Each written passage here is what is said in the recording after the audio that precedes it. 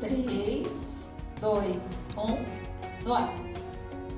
Olá, mais uma vez aqui estamos com o nosso programa Alinhando os Ponteiros. Isto mesmo, trazendo a você a Palavra de Deus e nesta série de programas baseados no livro de Atos dos Apóstolos, estamos caminhando versículo por versículo, vendo como surgiu a igreja, como a igreja cristã caminhou, como houve perseguição, como a igreja teve de se espalhar pelas nações e como depois, intencionalmente, a igreja vai conquistando as cidades, conquistando as nações através de viagens missionárias, através de missionários enviados, apóstolos. Isto mesmo. No programa de hoje, conversaremos sobre as viagens missionárias e a direção do Espírito Santo. Será que a gente faz o que quer, como quer, quando quer, dentro do propósito de Deus? Será que a gente abre uma igreja, começa, implanta ali um ministério, uma igreja nasce pelo que nós temos dentro de nós ou tem a direção do Espírito Santo? Como é que o Espírito Santo nos dirige? Como o Espírito Santo dirigiu a igreja no primeiro século? Vamos ver? Deixe o seu coração aberto para Deus, pronto para ouvir a sua voz. O programa Alinhando os Ponteiros já começou.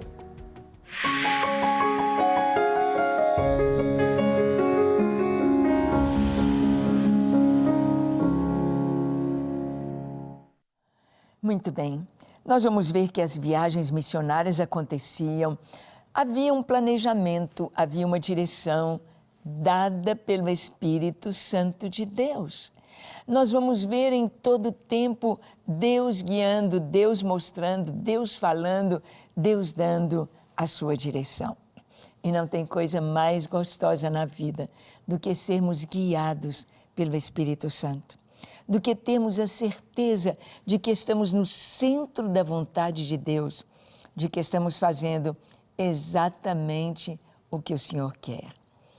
Nós vamos ver que o Espírito Santo foi dado à igreja, foi dado a você, foi dado a mim, habita em nós, mas Ele quer nos conduzir na vontade de Deus.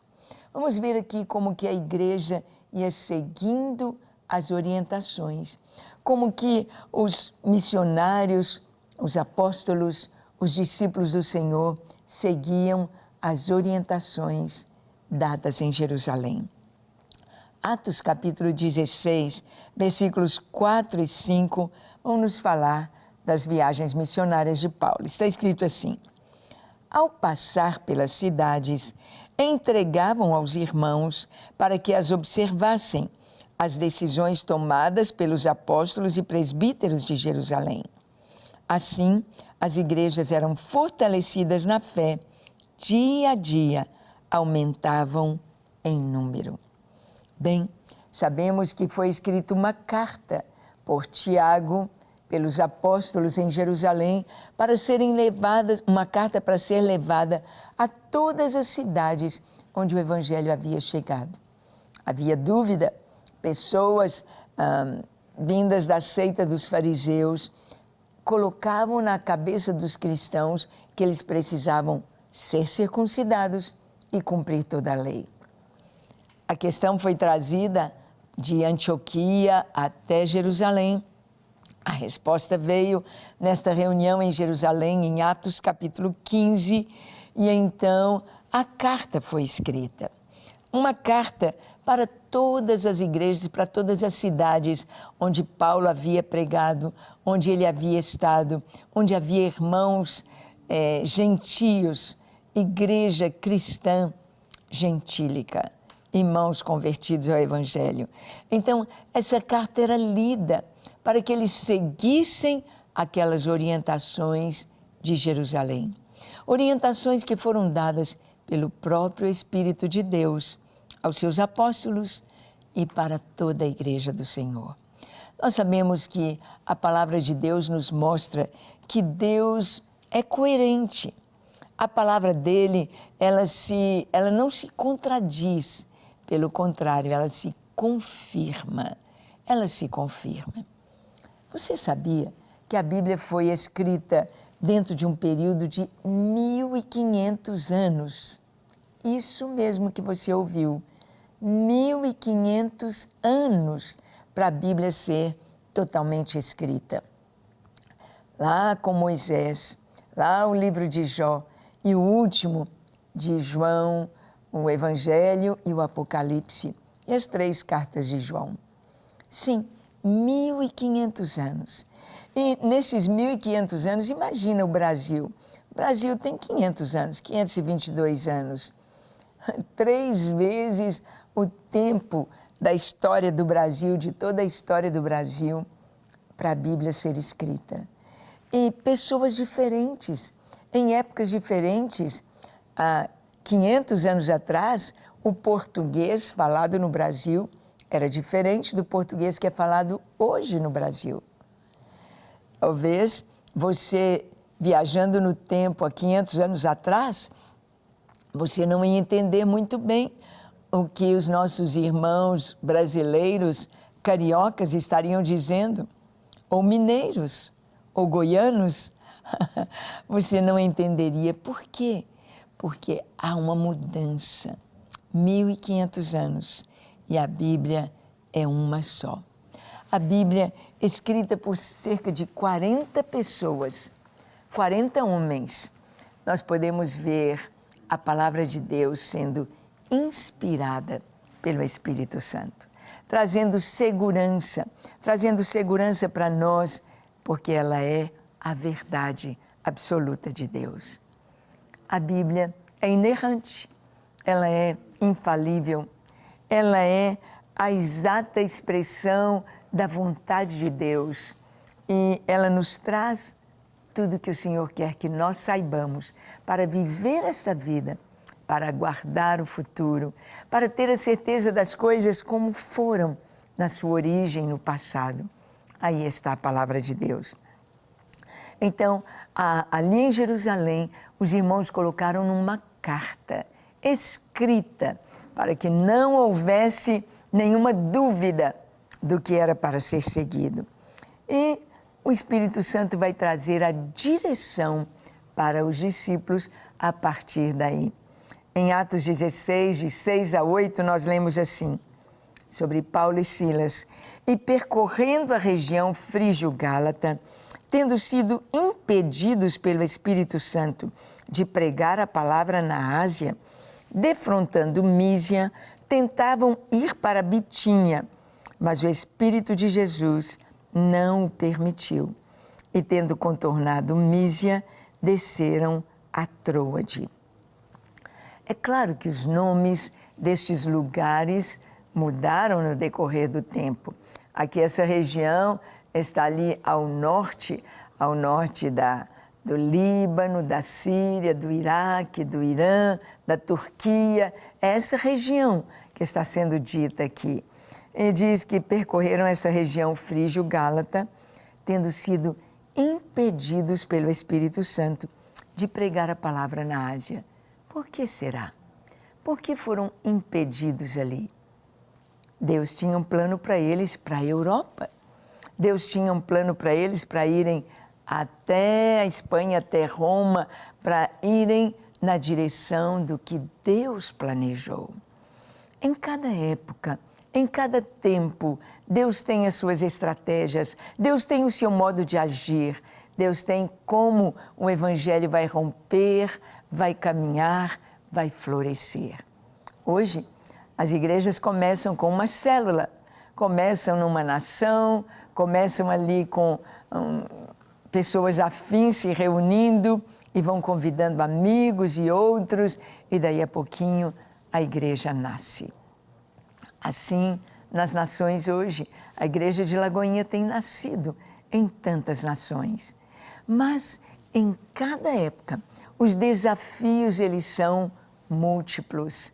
E é Deus que vai dando as estratégias.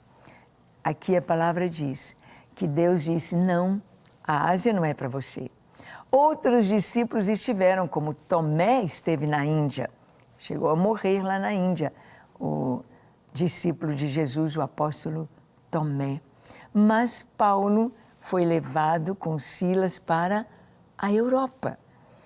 E diz que, percorrendo essa região, o Espírito do Senhor disse, não na Ásia, defrontando Mísia, tentaram ir para Bitínia, mas o Espírito de Jesus não permitiu.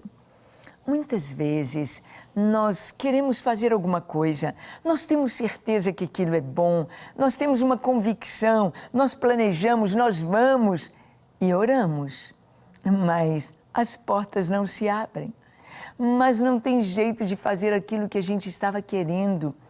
Então nós temos a direção do Senhor. Vamos ver como Deus guiou Paulo. Ele teve uma visão. Olha a visão de Paulo e a chegada de Lucas nesta equipe maravilhosa, essa equipe missionária.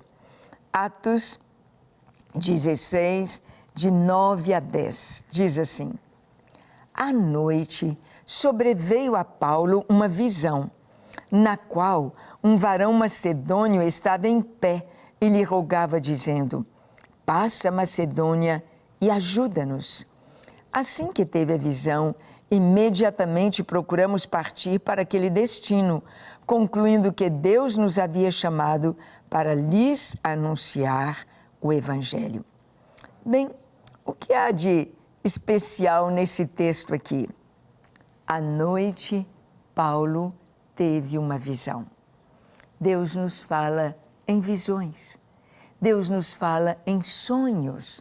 Há certos sonhos que você sente que tem algo diferente, tem uma mensagem de Deus embutida naquele sonho. Vimos o sonho do faraó, vimos os sonhos lá que José interpretou ali na prisão, o sonho do padeiro, o sonho do copeiro. Nós vamos vendo Jacó tendo um sonho, revelação, podendo ver uma escada ligando a terra aos céus, a presença de Deus falando com ele.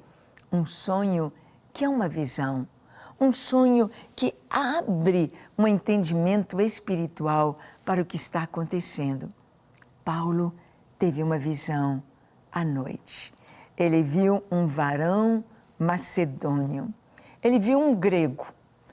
Cabelo de grego, nariz de grego, rosto de grego, porte de grego, roupa de grego. Aquele varão macedônio disse para ele em pé e rogava, passa a Macedônia e ajuda-nos. Passa a Macedônia e ajuda-nos. Então, assim que ele teve a visão, imediatamente procuramos partir para aquele destino, concluindo que Deus nos havia chamado para lhes anunciar o Evangelho. Então, Paulo ele já teve a interpretação daquela visão e partiu imediatamente na direção que o Espírito Santo queria. Será que você está cumprindo exatamente o que Deus quer que você faça? Será que Deus tem falado com você em sonhos, em visões? Deus tem te falado nas Escrituras? Deus tem te chamado e você permanece duro ou esperando algo mais? Paulo, imediatamente. Não tem coisa mais maravilhosa do que mergulhar na vontade de Deus, do que estar dentro da vontade de Deus, do que fazer a vontade de Deus. Paulo, imediatamente ele foi, imediatamente ele obedeceu. Ele foi para aquela região para anunciar o Evangelho. Mas onde entra Lucas aqui? Não foi mencionado. Lucas é um médico grego. Lucas é um gentio convertido ao Evangelho. Não temos a sua história de conversão. Não sabemos como, quando e como foi a conversão de Lucas. Mas sabemos que, nesse momento, ele entra na equipe de Paulo. Lucas é um historiador. Lucas gosta de escrever. Ele é minucioso. Ele é muito exato. Ele é investigador, podemos dizer, das coisas que estão acontecendo para escrever. Lucas vai escrever o Evangelho segundo Lucas. Ele vai fazer as pesquisas porque ele não viveu, ele não conheceu Jesus pessoalmente, face a face, quando Jesus esteve aqui há 2000 anos atrás. Mas Lucas conhecia Jesus, o Espírito Santo habitava nele e Lucas foi atrás das pessoas que foram testemunhas oculares de Jesus, da sua vida, do seu ministério, da sua morte, da sua ressurreição e da sua ascensão aos céus. Lucas escreve o Evangelho de maneira minuciosa, maravilhosa, e Lucas é que traz as parábolas de Jesus. Ele procurou saber. E aqui, quando Paulo tem esta visão, passa a Macedônia e ajuda-nos. Preste atenção no versículo seguinte, está escrito: assim que teve a visão, imediatamente procuramos partir. Por que está falando procuramos partir? Está aqui na primeira pessoa do plural. Nós procuramos. Aqui entra Lucas. Ele está escrevendo e aqui ele entra na equipe. Imediatamente, nós procuramos partir. Lucas se converte aqui em Filipos. Lucas se converte aqui nesse contexto de viagem missionária de Paulo e ele entra para a equipe. Muitas vezes nós entramos para a equipe convidados. Que tal você vir participar? Muitas vezes nós tiramos um tempo de oração para saber a resposta de Deus, se devemos ou não ir a uma viagem missionária, participar de uma equipe missionária ou do evangelismo. Mas muitas vezes nós entramos de uma forma tão suave, tão linda, tão natural, que nem sabemos mesmo como aconteceu. Simplesmente começamos a viajar, começamos a pregar, começamos a evangelizar. Lucas, ele vai ser alguém aqui na equipe que não vai estar participando tanto quanto Silas, como Barnabé. Não vamos ver nenhuma palavra de Lucas, nem em Atos, nem nas cartas de Paulo, nem aqui no Evangelho segundo Lucas. Não vamos ter Lucas dizendo alguma coisa, mas vamos vê-lo escrevendo. Quem sabe Deus te chamou para escrever? Quem sabe Deus te chamou para pesquisar, para mergulhar no ensino? Quem sabe? Quem sabe Deus tem te inspirado para escrever poemas, inspirado para escrever canções? Quem sabe? O importante é estar no centro da vontade de Deus. Lucas diz: procuramos partir para aquele destino, concluindo que Deus nos havia chamado para lhes anunciar o Evangelho. Lucas entra para a equipe apenas obedecendo uma visão que Paulo teve, de um homem macedônio, dizendo: passa a Macedônia e ajuda-nos. Hoje, a Macedônia é ir aos ribeirinhos, ao sertão do Nordeste, ao Vale do Jequitinhonha, às comunidades nas grandes cidades, ou à empresa onde você trabalha, aos vizinhos ao seu redor, aos familiares que são tantos. Importante é cumprir o ID de Jesus. O importante é obedecer, estar cumprindo a vontade dele. Vamos ver que nessas viagens, nessas equipes missionárias, havia um planejamento missionário. Olha o que está escrito nos versículos 11 e 12 de Atos 16. Diz assim: tendo, pois, chegado de Troade, seguimos em direitura a Samotrácia. No dia seguinte, a Neápolis, e dali a Filipos, cidade da Macedônia, primeira do distrito e colônia. Nesta cidade permanecemos alguns dias.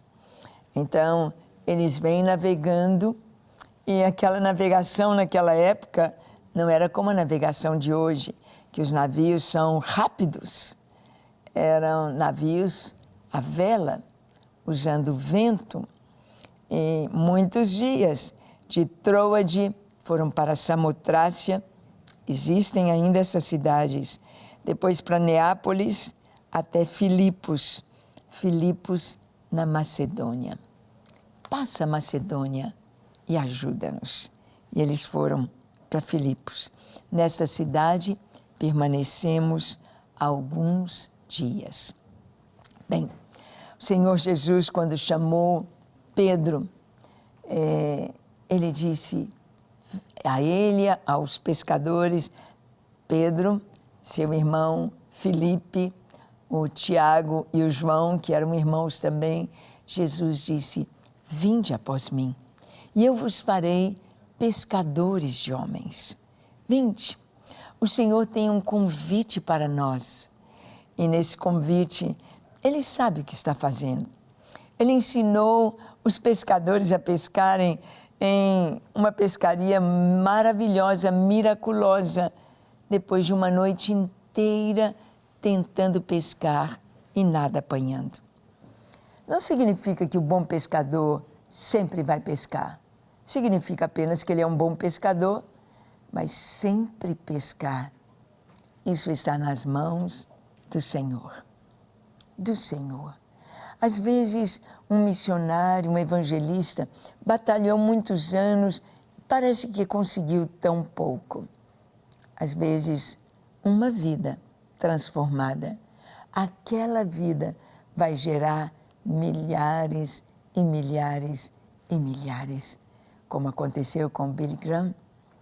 Ele, quando recebeu Jesus, foi o trabalho suado de alguém com uma vida apenas, que gerou milhares de milhares de milhares de vidas salvas. Nós fazemos o nosso planejamento apenas obedecendo ao Senhor. Aqui ele disse, vai a Macedônia, e foram para a grande cidade de Filipos. Tiveram experiências tremendas em Filipos, e aconteceu muita coisa, muita aventura vai acontecer ali em Filipos, inclusive a prisão de Paulo e Silas, inclusive. Mas eles vão pescar os peixes para o Senhor. Para que a gente pesca peixe? Para comer. Vinde após mim, eu vos farei pescadores de homens. Eu e você somos peixes na rede do Senhor.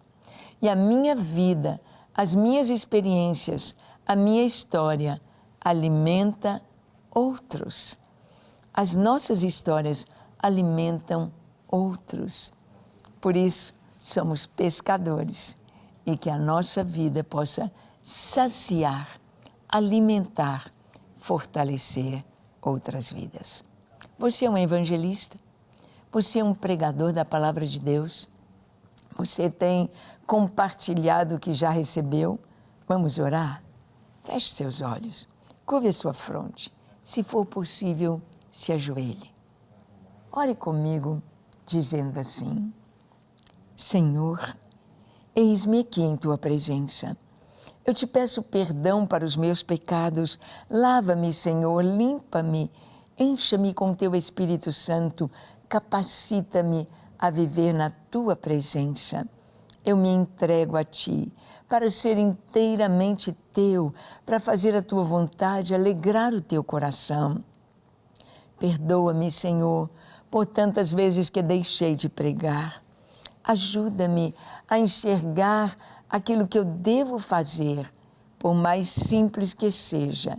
Eu te peço coragem, graça, unção, sabedoria para cumprir o Teu propósito enquanto eu viver. Sou Teu, hoje e para sempre. Amém, amém e amém. Graças a Deus. Graças a Deus. É isso, que você possa viver para o Senhor todos os seus dias, para a glória do seu nome, e que a sua vida alimente outros, dando um gostinho de quero mais a cada um que te conhecer. Deseje mais conhecer o seu Deus, o seu Salvador, o nosso Salvador. Deus te abençoe ricamente. Até o nosso próximo encontro, quando aqui estaremos compartilhando com você as verdades da Palavra de Deus. Até lá.